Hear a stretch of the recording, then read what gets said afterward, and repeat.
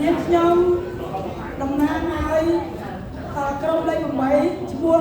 មាសប៉ាឡេងគឺខ្ញុំសូមបដិញ្ញាចិត្តសម្រាប់ធ្វើកិច្ចការងារបម្រើកិច្ចការងាររបស់ព្រះនាមព្រះយេស៊ូវគឺក្នុង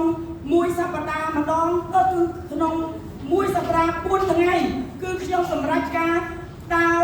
បម្រើកិច្ចការងាររបស់ព្រះគឺដើរសួរសុខទុក្ខបងប្អូនហើយនឹងមួយខែ16ថ្ងៃគឺខ្ញុំដើរសួរសុខទុក្ខគាត់ហើយនឹងធ្វើអាហារប្រចាំថ្ងៃធ្វើអាហារប្រចាំមួយសប្តាហ៍មួយដងហើយខ្ញុំនឹងបដិញ្ញាចិត្តថានឹងបម្រើកិច្ចការងារព្រះអស់មួយជីវិតហើយខ្ញុំជាពូជនៃលោកតាអាប់រ៉ាហាំបាទសូមព្រាបសុខឲ្យឆ្លងបាទប៉ុន្តែសង្ខេបមិនខ្លីតិចកុំវែងពេកបាទសង្ខេបខ្លីតិចតែដៃបាទឆ្លងបាទបន្តបាទសូមសង្ខេបណា